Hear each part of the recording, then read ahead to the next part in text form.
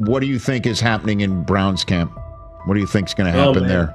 Before I let you go, Lewis. You know, I think it really does. It really does all depend on how Kevin is able to, as it relates to Shedeur, work him in enough. Well, one, Shedeur has to earn the right for Kevin and the staff to have discussions about, hey, we got to get him more reps with the ones and twos.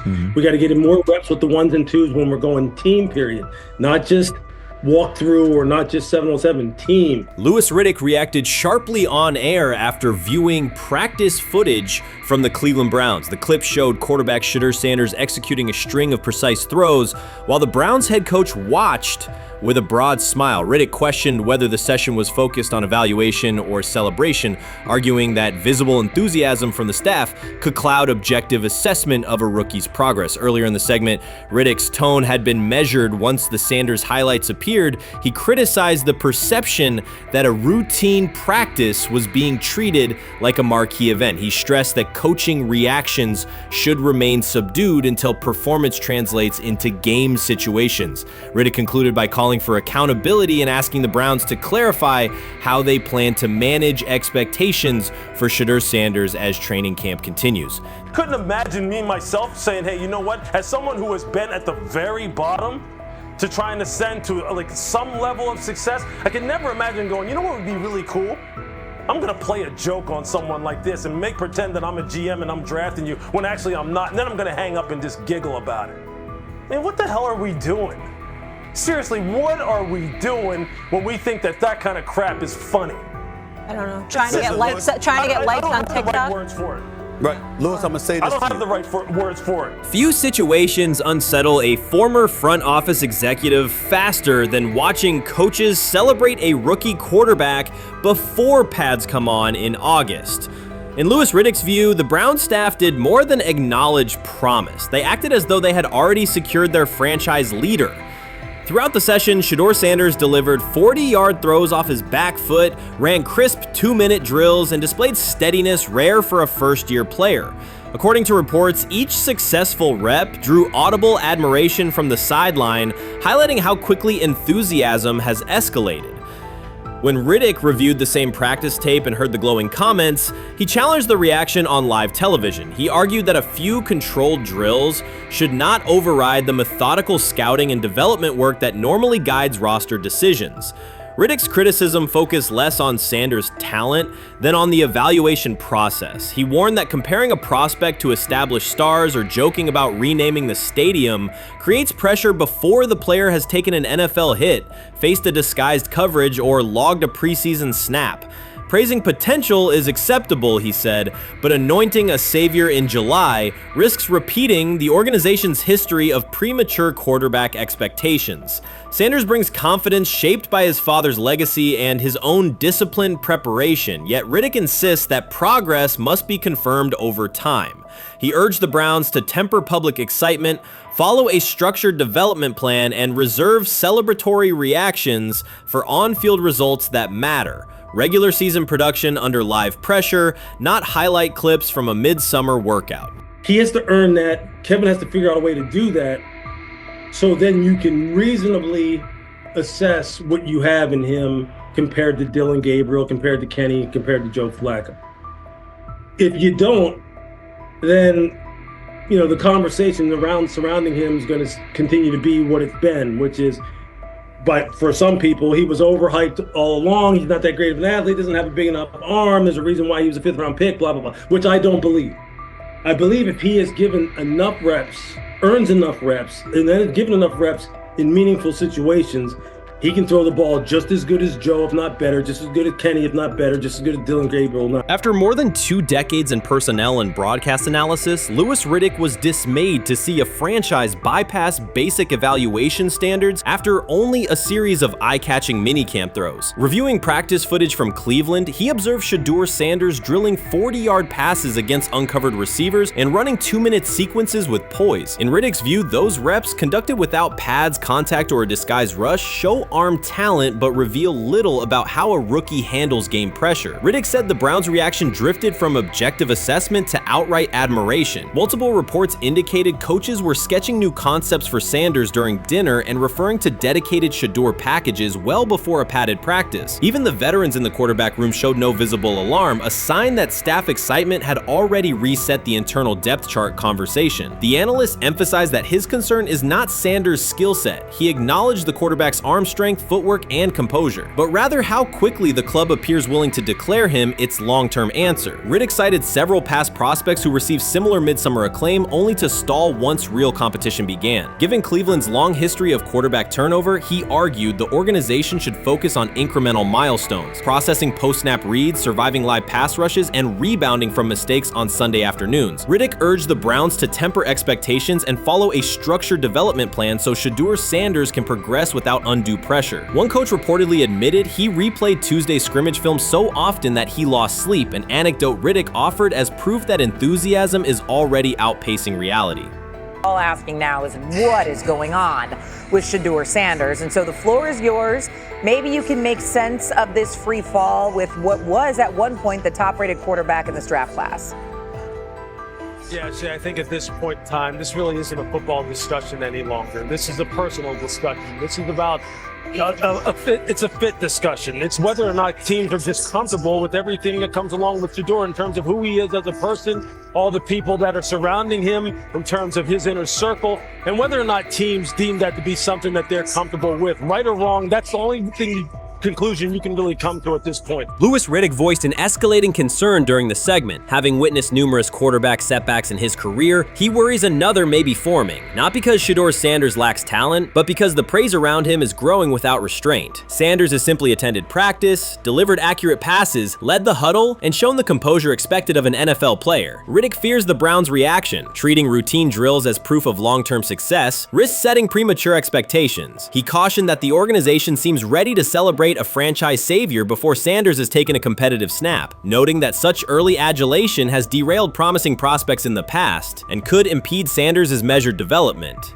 He lied to us all when he said that this was going to be an open competition, a four-man open competition when it comes to the QB situation up there in Cleveland, in which, from the looks of it, all we've seen it be was a three-man race. The only people that has been getting reps in with the first team or with the veterans are Joe Flacco, Kenny Pickett, and Dillon Gabriel. We've never seen my boy Shedeur Sanders get a chance to get in. Even with him doing the things that he has been doing up there, he has yet to get in with the... Shedeur Sanders was caught off guard by Coach Kevin Stefanski's recent remarks, which have sparked talk of bringing in another starting quarterback. Commentators are debating whether Stefanski's comments reflect eroding confidence in Sanders or a brief lapse in judgment, but the rookie now faces intensified scrutiny over his role. The Browns, we got an analyst that says that Shedeur Sanders should have some kind of a ban, banishment of some kind. Come again? Say what? For what? And we've got, this would be more troubling. If I'm a Browns fan, and this is where we're going to start, potential dissension in the ranks of the front office and the coach. And over what? Quarterback. When a program's headline quarterback suddenly becomes the subject of sideline murmurs and quiet searches for replacements, the situation is unmistakable. It's a breach of trust. Shedeur Sanders, the passer who put Colorado back in national conversations with his production and profile, has just received a clear message that his job security is in question. Coach Kevin, the assistant previously considered to be in Sanders' corner, made remarks that ignited speculation about changing quarterbacks. Fans, analysts, and even Deion Sanders are now reassessing the team's unity and its true plan for the position. The comment was no accident. It was a deliberate signal that the staff may soon elevate a backup. For perspective, Shedeur Sanders did not step into ideal conditions last season. He was sacked so often that Colorado could have dedicated a locker to every opposing edge rusher who reached him. Could I possibly go to bat for Kevin Stefanski as a great head coach? No, I couldn't. Could you go at bat against him, saying he's a horrible head coach? No, I can't. I think that's why we fall in the middle. I think that's why in a lot of these discussions, and that's why a lot of the rankings, you see him right now in that 15 to 20 range, somewhere in that middle pack of NFL head coaches. I've said earlier, Kevin Stefanski has already been given more head coaches than any coach I've ever seen in Cleveland.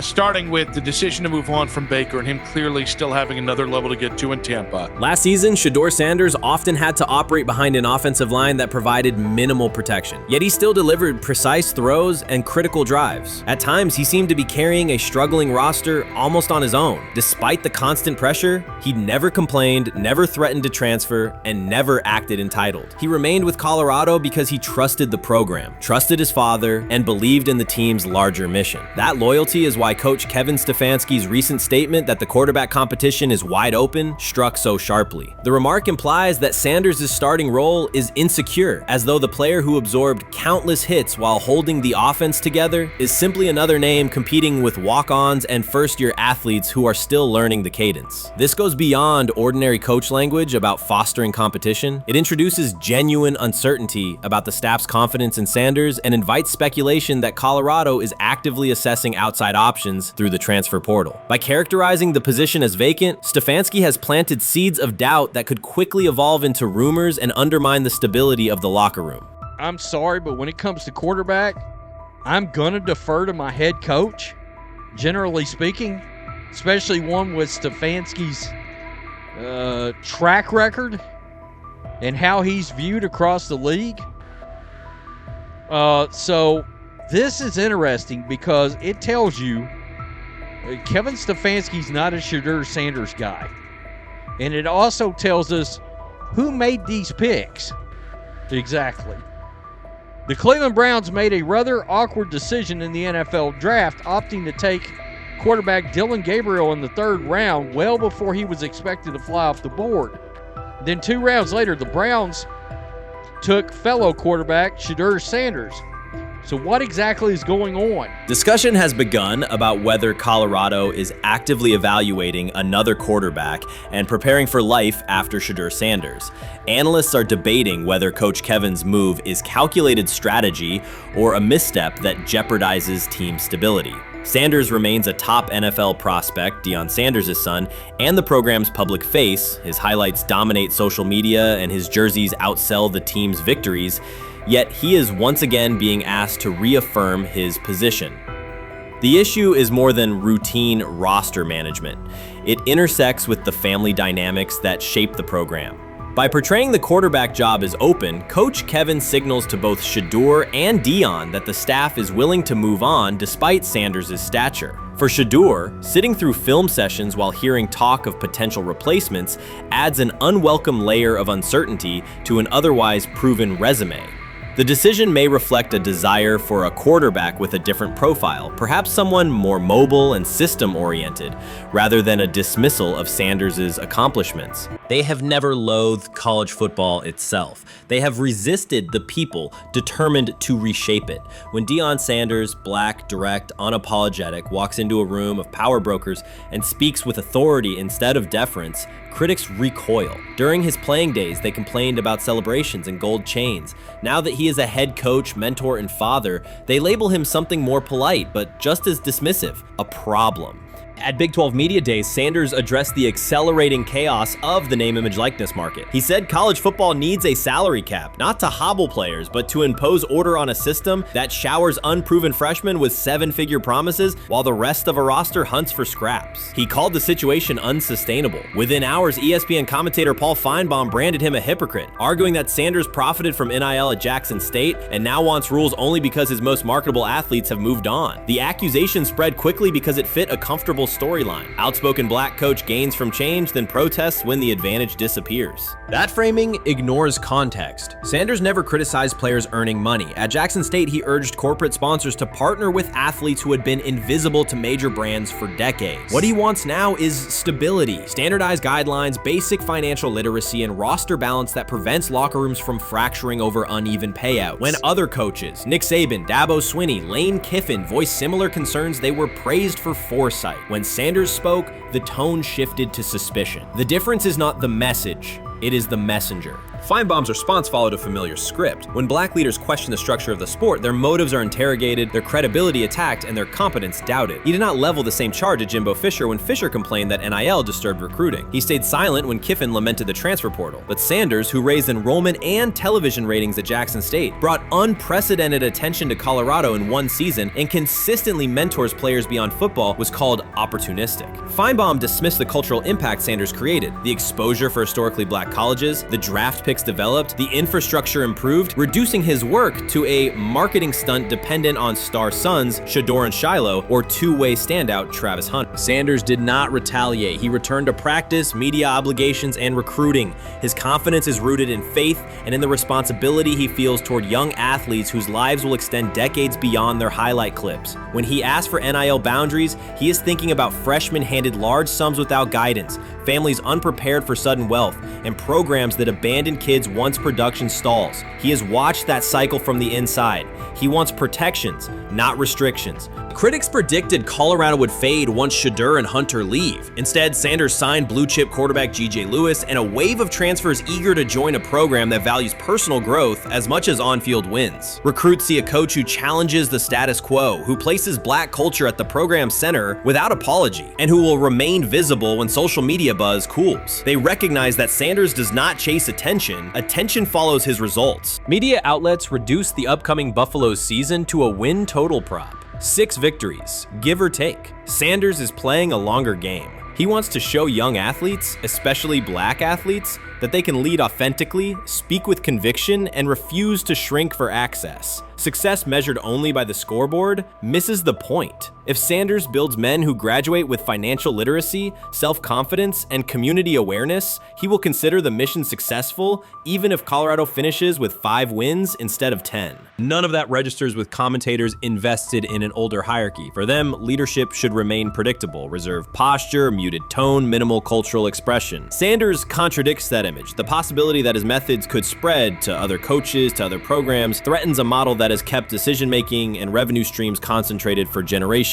So the debate is not about hypocrisy or payroll ceilings. It is about control of the narrative and who is deemed qualified to write it. Sanders refuses to surrender that authority. He knows order is necessary. He also knows whose voices have been ignored whenever real reform is discussed. By speaking plainly, he forces television panels, athletic directors, and conference commissioners to confront issues they would rather defer: financial education, equitable resource distribution, and consistent national standards. Whether Colorado exceeds betting lines this fall will not change the trajectory Sanders has already set. He made Boulder relevant, energized recruiting beyond traditional power corridors, and broadened college football's cultural reach. That influence will persist long after social media debates cool. If his call for NIL structure eventually becomes policy, as the NCAA and Congress now contemplate, Feinbaum's soundbite will fade, while Sanders' imprint endures. In the end, accusations of hypocrisy say more about the accuser than the coach. Sanders has remained consistent: empower athletes, hold adults accountable, and inject stability before unchecked money corrodes the locker room. The people who stand to lose clout in that environment prefer the chaos they can manipulate. Sanders prefers a system that nurtures the players who make the sport worth watching. His advocacy is rooted in experience, not self-interest, and his critics will have to decide whether to engage with that reality or keep shouting from the sidelines. Chris Carter's televised assessment of Shedeur Sanders triggered immediate pushback from Cleveland fans, local media, and even several Browns veterans. Carter dismissed Sanders, a 5th-round pick, as unprepared to start, and framed the growing interest around him as purely a byproduct of surname recognition. Since that segment aired, practice reports have told a very different story. Observers inside the Browns facility describe a rookie quarterback who is closing the gap on Kenny Pickett and Dillon Gabriel with surprising speed. Sanders first turned heads in rookie minicamp by directing the huddle with a calm that belied his inexperience. Position coaches reported that he rarely repeated mental errors during installation periods, a trait they rank highly when grading young quarterbacks. In organized team activities, he showed consistent timing on intermediate routes, kept turnover numbers low in 7-on-7 periods, and demonstrated early command of Kevin Stafanski's protection calls. That steady execution earned him a handful of first-team snaps, reps that would ordinarily have belonged to Pickett by default.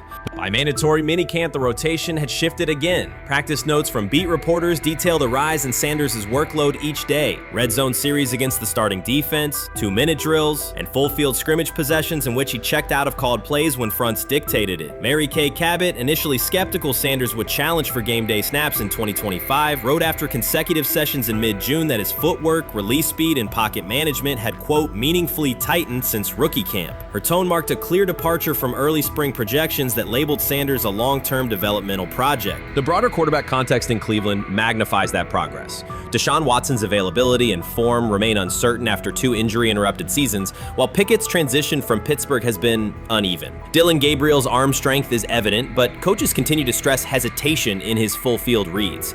Against that backdrop, Sanders' quick decision-making and mechanical efficiency have begun to look less like a pleasant surprise and more like the roster's most reliable short-term plan. Inside the locker room, acceptance has followed performance. Wide receivers cite Sanders' ball placement on outbreaking routes, noting that the ball routinely arrives on the upfield shoulder, a small but essential detail that allows for yards after the catch. Offensive linemen appreciate his pocket awareness. Joel Bitonio remarked privately that Sanders slides up instead of bailing when edge pressure flashes. Defensive backs say his eye discipline forces them to hold coverage longer than they expected against a rookie. Such cross-positional respect develops only when day-to-day tape shows tangible improvement. The reaction to Carter's critique highlights a recurring double standard applied to young black quarterbacks. Traits celebrated as swagger or confidence in other players were labeled arrogance when associated with Sanders, yet the quarterback himself has not responded publicly. There have been no subtle social media jabs, no mention of critics in interviews, only repeated references to competing for every rep and learning from veterans. That measured approach, combined with hard evidence from practice, has softened earlier doubts among coaches who prioritize demeanor as much as arm talent. Within the coaching staff, the discussion now centers on readiness thresholds. Stafanski's scheme relies heavily on quick rhythm throws, defined reads, and disciplined pocket movement. Those requirements align with Sanders' strengths: a compact release, willingness to target the middle of the field, and instinctive timing on RPO concepts carried over from his college tape. Staffers reviewing cut-ups from joint practices note that his internal clock already approximates NFL speed, a metric they did not expect to see until mid-season at best. If that trajectory continues through preseason games, the Browns face a consequential decision. Starting a 5th-round rookie 6 weeks after training camp opens would unsettle salary cap assumptions, depth chart politics, and external perceptions of organizational stability. Yet the internal mandate remains clear: the most prepared quarterback will play. That standard places Sanders in genuine contention because every practice metric used to grade readiness, turnover ratio, red zone efficiency, third down conversion rate has trended in his favor since early June. The organizational stakes are considerable. Cleveland has cycled through starting quarterbacks at a startling pace over the past decade, shifting from first-round investments like Baker Mayfield to high-cost gambles such as Watson,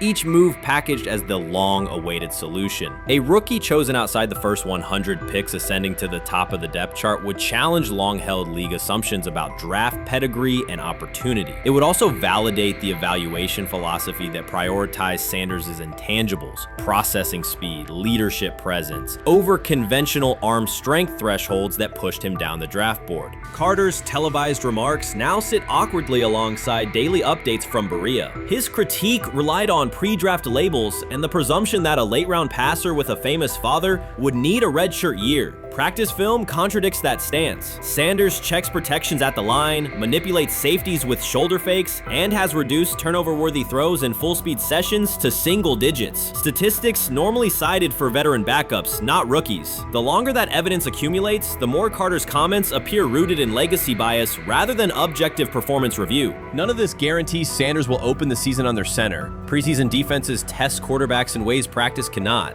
Defensive coordinators will disguise pressure and boundary rotation to force late decisions. Sanders must show he can adjust protections and exploit mismatches without the benefit of a controlled environment. Yet within the Browns facility, the conversation has shifted from if he will be ready to when. Quiet confidence from Amari Cooper and other veterans suggests they believe Sanders can steady an offense searching for consistency more than highlight reel heroics. Sanders' rise also affects long-term roster calculus. If he earns the job and performs competently, Cleveland gains starter-level production on a cost-controlled rookie contract, freeing cap space allocated to other positions. That scenario could reshape roster-building strategy in a division featuring Joe Burrow and Lamar Jackson. quarterbacks whose contracts consume significant percentages of team payroll. A capable, low-cost starter would allow the Browns to reinforce their offensive line and secondary while retaining core veterans, a competitive advantage few teams enjoy.